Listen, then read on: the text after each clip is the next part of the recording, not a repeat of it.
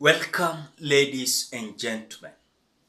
Kenya Kwanza government are terrified as Raila Odinga's fuel dossier is making them to have a sleepless night. As you look at the way they are trembling, these people do not have anything to tell us Kenyans. They are speaking big English. They are speaking big English words as G to G. Then Kenyans are asking, I saw a certain Kenyan ask, what is the meaning of G to G deal? G to G deal simply means a government to government deal.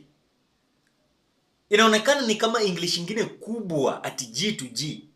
So something that William Ruto's government is confusing Kenyans about this G to G deal when it comes to fuel is that some individuals are not understanding the meaning of G to G.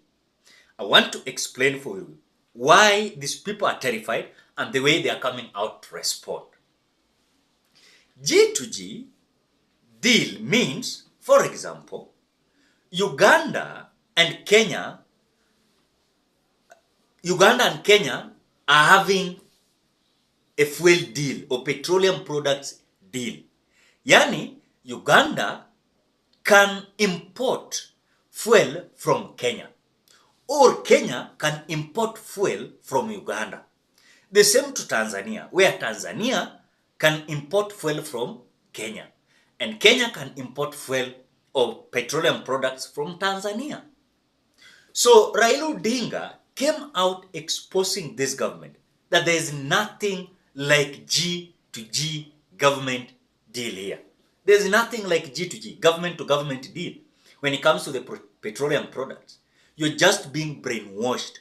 These people are doing business with this fuel, and the way Raila Odinga has come out to expose them, that is why William Ruto is coming out. Questions by the people of Kenya, and they are perfectly entitled to interrogate our actions. We must work in such a manner that we can answer every question. For example, I am very happy that when the opposition is asking us about the G to G petroleum engagement, we can confidently tell them all the documentation is public. All the agreements are public. And I can say without fear of any contradiction that this whole exercise,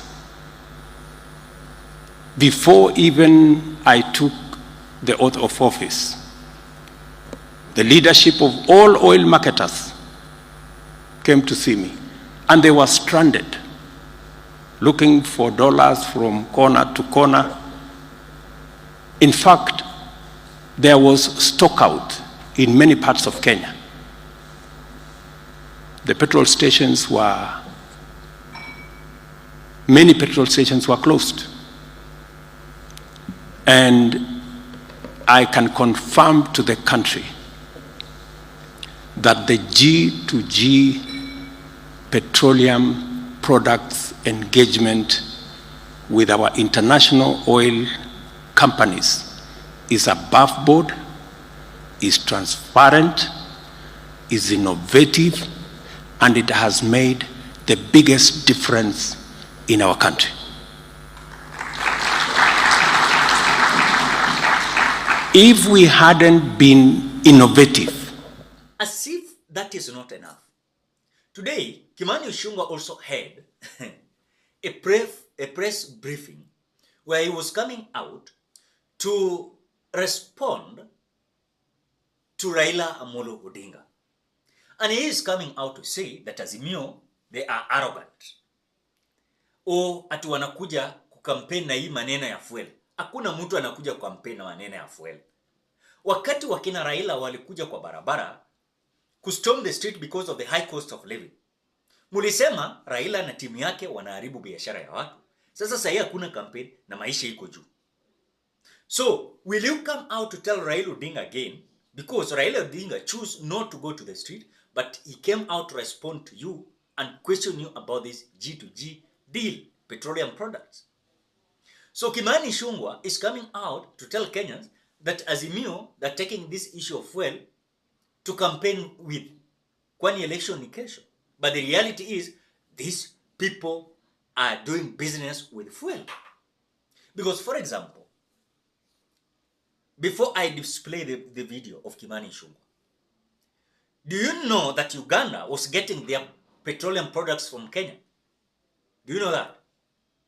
But because of this middleman that Raila Odinga exposed yesterday, that this middlemen who are making the prices of fuel to be so high are the same officials of Kenya Kwanza government. They're doing business with fuel.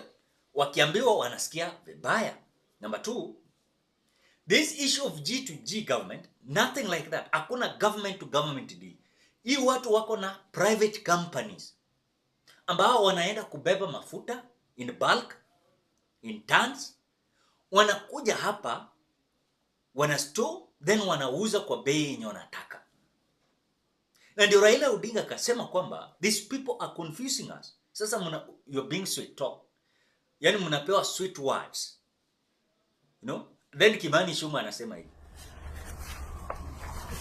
That is a statement, and I think from the conclusion of that statement, and in view of what you have seen from the weekend, Kenyans will remember the weekend, the statements delivered by senior members of the Azimio coalition, culminating to the statements made by Mr. Odinga himself and another group of Azimio leaders yesterday somewhere in Westlands. And the so-called dossier, which we are saying is nothing but political hogwash, is a well-choreographed campaign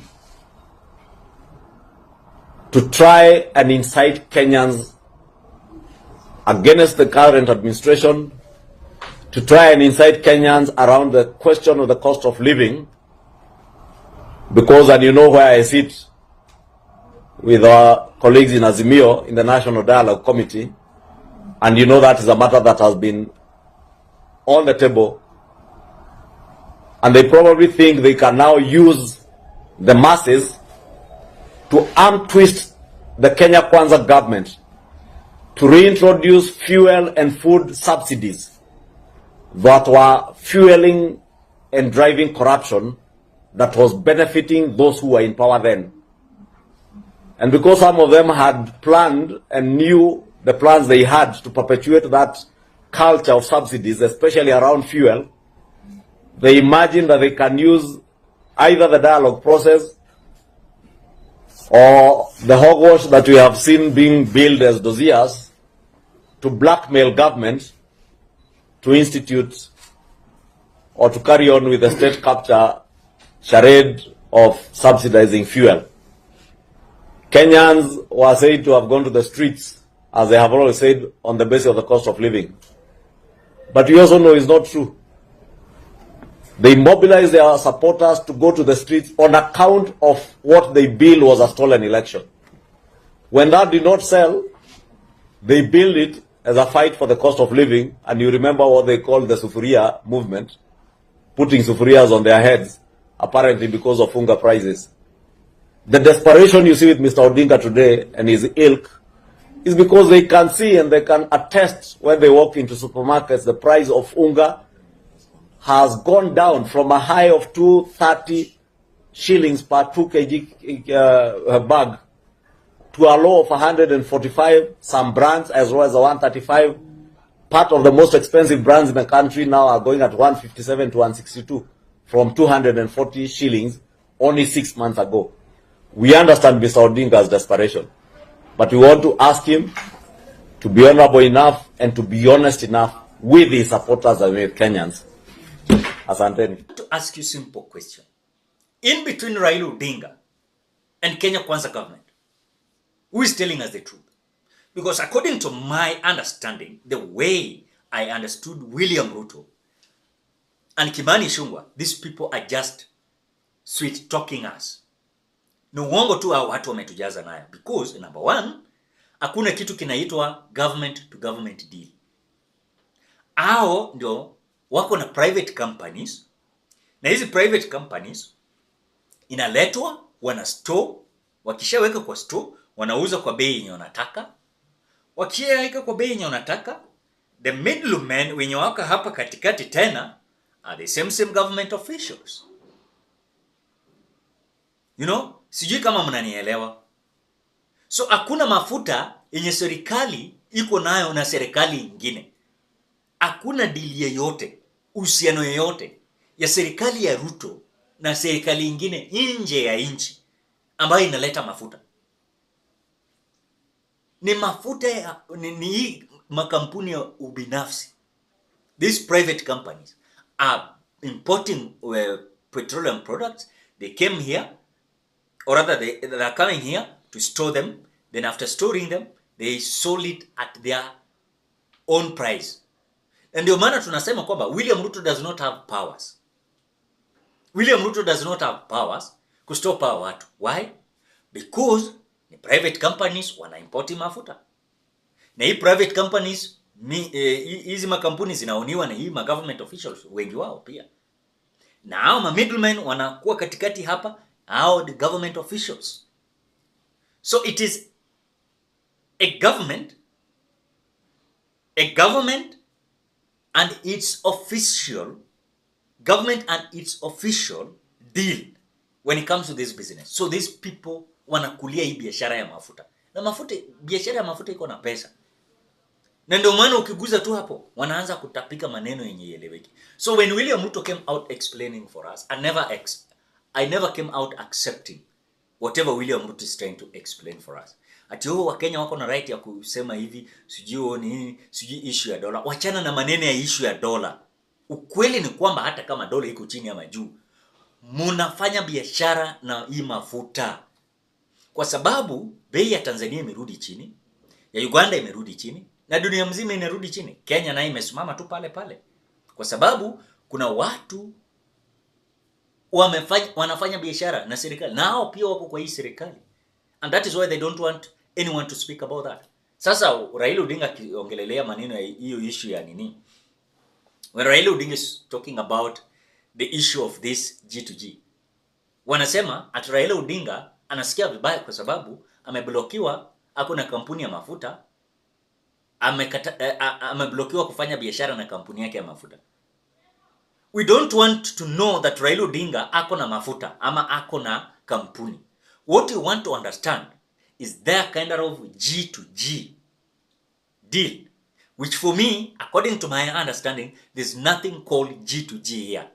Hakuna government to government deal in between Kenya Kwanza government with any other government. Hakuna. Hao wenyewe ndio wako na private companies wanaleta mafuta Kenya hii, na wanauza vile wanataka. Na hao middlemen kwa hii biashara ya mafuta ni wao. Hao ndio wanafanya biashara na hii mafuta. So that is the reality. Mukatae, msikubali. That is the reality. Ladies and gentlemen, what do you think? Drop your opinion at the comment section below. Otherwise, I want to appreciate you so much because of your support. Please consider subscribing, liking, commenting, and sharing this video.